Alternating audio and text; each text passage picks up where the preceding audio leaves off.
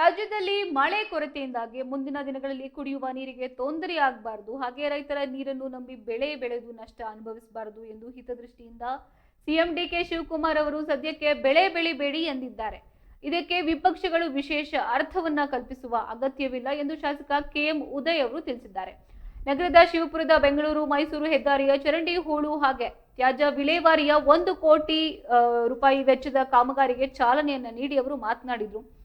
ಪ್ರಸ್ತುತ ಕೆಆರ್ಎಸ್ ಜಲಾಶಯದಲ್ಲಿ ಕೇವಲ 80 ಅಡಿ ನೀರಿದೆ. ಇನ್ನು ಮಳೆ ಬಂದು ಜಲಾಶಯ ತುಂಬಿಕೊಂಡು ತಕ್ಷಣ ಬೆಳಗ್ಗೆ ನೀರನ್ನ ಹರಿಸಲಾಗುವುದು ಎಂದಿದ್ದಾರೆ. ತಮಿಳುನಾಡಿಗೆ ಕದ್ದು ಮುಚ್ಚಿ ನೀರು ಬಿಡಲಾಗ್ತಾ ಇದೆ ಎಂಬ ಆರ್ ಅಶೋಕ್ ಆರೋಪವನ್ನ ತಳ್ಳಿ ಹಾಕಿದ ಅವರು, ಬೆಂಗಳೂರು ಮಂಡ್ಯದ ಕುಡಿಯುವ ನೀರಿಗಷ್ಟೇ ಬಳಕೆ ಮಾಡಲಾಗ್ತಾ ಇದೆ.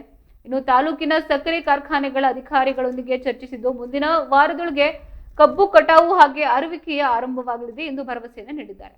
ರಾಮನಗರದ ಎಸ್ಐಆರ್ ನೋಂದಣಿಯಲ್ಲಿ ಅಕ್ರಮ ನಡೆದಿದೆ ಎಂಬ ಎಚ್ ಡಿ ಕುಮಾರಸ್ವಾಮಿ ಆರೋಪಕ್ಕೆ ತಿರುಗೇಟನ್ನು ನೀಡಿದ ಶಾಸಕರು, ಡಿಕೆ ಶಿವಕುಮಾರ್ ಅವರು ಮುಖ್ಯಮಂತ್ರಿ ಆದಾಗಿಂದ ಕುಮಾರಸ್ವಾಮಿ ಅವರಿಗೆ ನಿದ್ದೆಯೇ ಬರ್ತಾ ಇಲ್ಲ.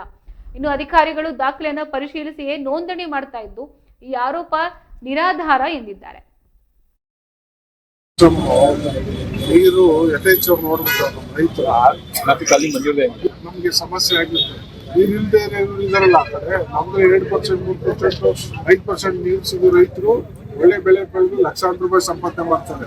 ನಮ್ಗೆ ಇಷ್ಟೊಂದು ನೀರು ಸಿಕ್ಬಿಟ್ಟು ನಮ್ಗೆ ಅದೇ ಸಮಸ್ಯೆ ಆಗ್ತದೆ. ಎಲ್ಲರೂ ಏನಾಗ್ಬಿಟ್ಟಿದೆ, ನೀರು ಏನ್ ಕಾಣ್ತಾ ಇರ್ಬೇಕು, ಬಂದಿದೆ ಕಾಲುವೆಗಳು ತುಂಬಾ ಹರಿತಾ ಇರ್ಬೇಕು, ಯಾವಾಗೂ ತಿರುಗಿಸ್ಬಿಟ್ಟು ಹೋಯ್ತಾ ಇರ್ಬೇಕು, ಗದ್ದೆಗಳು ಈ ಪರಿಸ್ಥಿತಿ ಇದಾರೆ.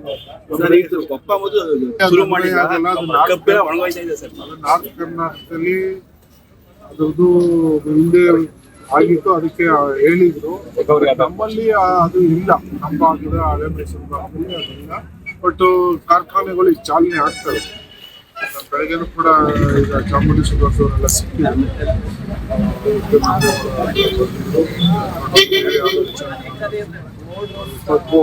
ಕಟಾವು ಮಾಡಿಸಿ ಚಾಲನೆ ಮಾಡಿ ದಿನೇ ದಿನೇ ಇನ್ನೂ ತಿಂಗಳು ಕಲ್ಲು ಬಿಟ್ಟರೆ ಅವ್ರ ಇಳುವರಿ ರೈತರು ಕಮ್ಮಿ ಆಗೋಗ್ತದೆ. ಹಂಗೆ ಆಗೋದು ಬೇಡ, ತುರ್ತಾಗಿ ನಮ್ಮ ಫ್ಯಾಕ್ಟ್ರಿನ ಚಾಲೂ ಮಾಡಿ ಅಂತ ಹೇಳಿದ್ವಿ.